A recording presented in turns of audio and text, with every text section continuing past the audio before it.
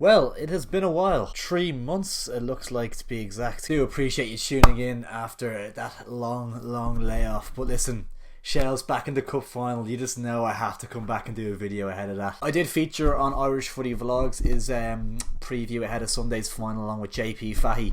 We are talking our team selections, predictions, players to watch, all that good stuff. So make sure to go over to Irish Footy Vlogs and check out that video. I'm hoping I can get some sort of consistency back going on the channel again. I have missed it a lot, and I really appreciate you guys tuning in once more. Really buzzing ahead of this Sunday. Going to be a cracking game, and I'm hoping for the best for Shells, of course. We're going to be doing our best to try and be biased in this kind of tactical preview analysis type video ahead of Sunday. I will do a matchday vlog. I don't really want to do one, but I will do one. If this video hits 100 likes, huge target. It's not going to happen, so I'm hoping it doesn't happen because I don't want to do the matchday vlog. But if it does hit 100 likes in this video, I will do it. And while I'm asking for favours, which I'm in absolutely no position to do, if you are a fan of MMA, boxing, that kind of stuff, do head over to a new YouTube channel, Rant and Rave, and make sure to subscribe over there and check out the socials as well. A lot of good stuff coming up there. If you're not interested, no bother, don't ignore what I just said. But if you are interested in MMA, boxing, do go have a look in the description down below and check it out and drop a follow. And stay tuned for some good stuff coming up. Well, enough chit chat. We are of course here to preview the 2022 FAI Cup final between Derry City and Shelbourne. Derry City runners up, of course, in the LOI this season. They already have their European football secured, but they're looking for that kind of springboard. We saw it with Shamrock Rovers there a few years ago, winning the FAI Cup was their springboard into the winning 3 league titles in a row. Derry City hoping that an FAI Cup win can propel them to win the league next year. That's the plan for Derry. Getting that bit of silverware this season gives everyone a big confidence boost and will really help the club kind of kick on next year. As for Shells, of course, a great season for them. 7th place in the league. It was always the main objective was to stay up for Shells, and they did it at a very comfortable rate. 7th in the league, 15 points off the playoffs. Never ever in real any danger of dropping into the bottom 2 at all. At one stage maybe looking at maybe a top half finish was never kind of close to happening, but definitely is something to look at next season. A lot of young players in the side, and a lot of them are signed up for next year as well. So talks of investment going into Shells as well. Southampton owners. It's a really exciting time to be a Shells fan. Cup final, investment off the pitch, Premier Division football next year. Save Talker Park. What a year it's been, and Damien Duff will be hoping to cap it all off with a win on Sunday to secure European football for next year. Could you actually imagine that? Unbelievable. European football returning to Talker Park would be amazing. But yeah, let's take a closer look at how both sides are going to line up in this game. So yeah, we will start off looking at Shells, and I'm not expecting any major surprises in their lineup. You're looking at Brendan Clark, of course, in goal. His experience is going to be crucial on the day. Of course, Shells kind of going to be the much more inexperienced side out of the two. Much younger team and less experience in big games. So Brendan Clark, who's been there, done it, he's going to be a huge player for Shells on the night. Negru, right centre half. The key is that nice bit of balance. You're looking at maybe Ledwidge challenging for that position as well.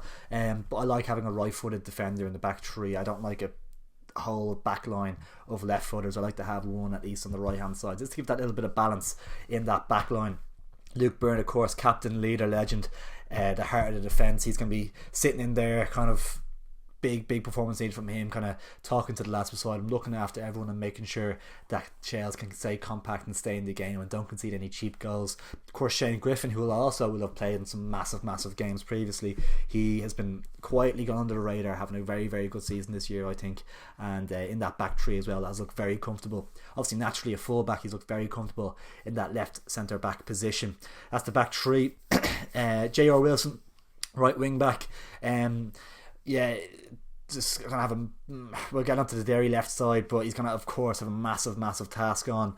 But obviously, naturally a right wing back, a good defender, and he's gonna have to have a big game for Shells on that right hand side. Gavin Malloy on the left. I think Duff will go for. You saw it in Waterford, his ability. He's been quality for Shells this season. That game against Bows in the quarter final, he was outstanding. Just such a big presence, great on the ball, strong. He can tuck inside off that left hand side as well to deal with the numbers if Derry are having little overloads in midfield. Malloy can tuck in at times, and yeah, I think he could play a big factor, especially backing up Moylan as well, in behind Moylan, and giving Moylan a kind of license to roam and to advance forward. I think Malloy will be huge there, smashing player. lovely left foot. In midfield then, Mark Coyle, who's been a huge boost for Shels since coming back from injury. Had a bad injury there for a lot of the season, came back in, he's been brilliant since. Really energetic, can get around the pitch. He's obviously going to have a huge task on against the quality of the Derry midfield, but he's been against this Derry midfield numerous times and he's done really well against them, so hopefully he has 90 minutes plus in him. From Michelle's point of view, JJ Lunny then in beside him. I was mentioning on Keith's video, Michelle's kind of started the season with Mark Coyle and A. Dervin in the two midfield positions, and they're just a little bit too similar, both kind of ball winners rather than one being like maybe a deep lying playmaker, which is kind of what Lunny is beside the ball winning midfield, and they kind of complement each other a lot better than Dervin does with Coyle. So I think Lunny in there, nice left foot, can ping the balls into the front three. I think that is the play for Duff. Getting into the front three is where there is some question marks for Shels. Of course, Matty Smith, who's been super since coming in, and I do expect him to sign permanently with Shels for next season, but of course he is ineligible to play. He is on loan from Derry City, so that's a massive blow for him personally as well. It's horrible, but for Shels, of course, he's a massive loss. Shane Farrell will probably play on that right hand side, but he is a big injury doubt. Damien Duff has said he's going to give him every chance to prove his fitness.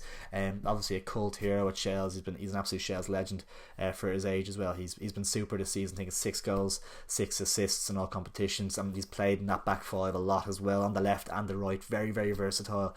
Been a super player for Shels. I think he's signed on for next season as well, but I do expect him to be given the chance to start.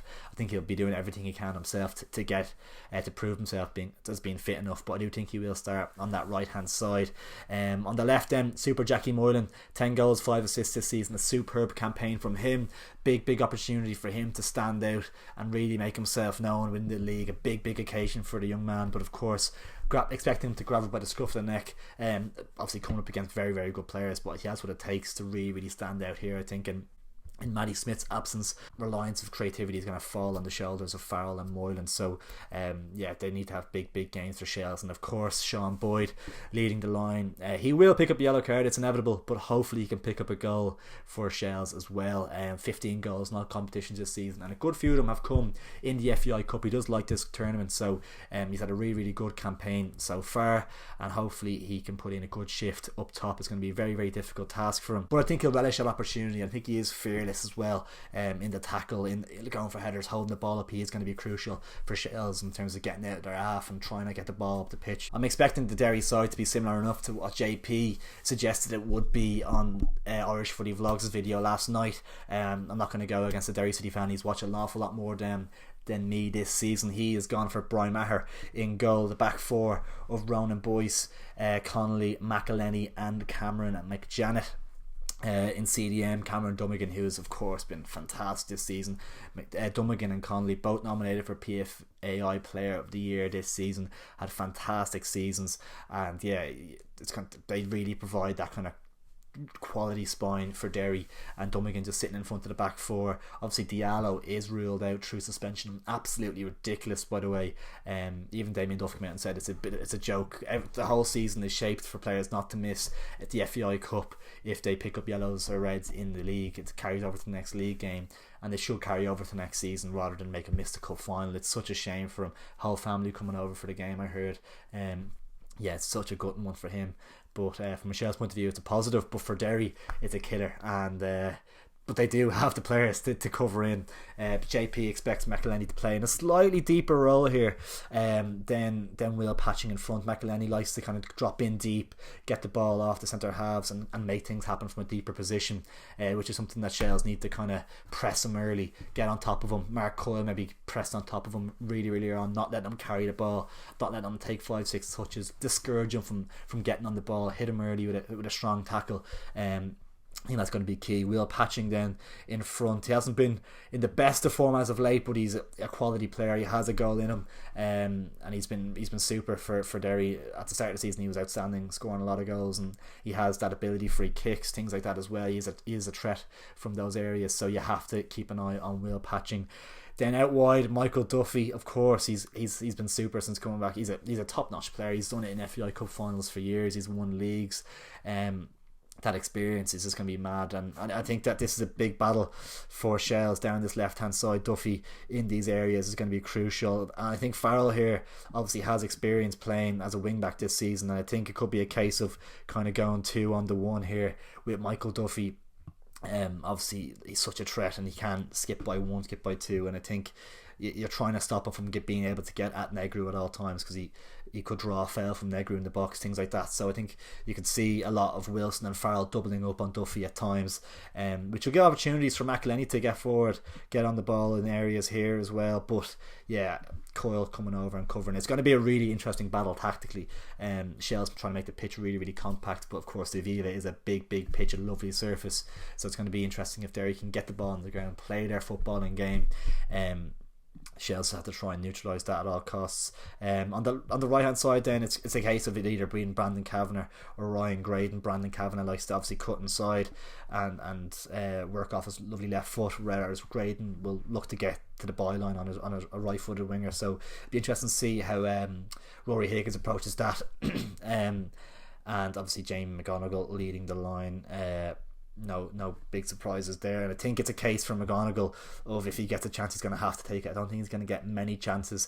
Shells will be compact, will be hard to break through, but McGonigal is likely to get 1 or 2 chances, but it's a case of will he take it or will he not, and that could be crucial. I'm going to touch John Dummigan sitting in front of the back four there. He will give a licence for patching to really bomb on and get into advanced positions, and it will be interesting to see if Shells do play that 2 in midfield, whether it's kind of a Malloy can drop in. This is looking a little bit messy now, apologies. Whether like a Malloy can drop in and kind of help out in this area, because you have these triangles: Kavanagh, Patching, McElhenney, Duffy, McGonigal, little triangles all over the pitch there. I think we will see Malloy drop in to kind of help out in that 3. It maybe becomes a 3 at times, and it kind of adjusts the shape a little bit to be a kind of a Griffin might push out a little bit, and it becomes maybe a 4 at the back at times if Malloy's tucking in just to help out in these areas. I think Shells will try and be a little bit flexible, and as they're staying compact, will be quite flexible in their system to deal with the numbers of Derry players getting forward. And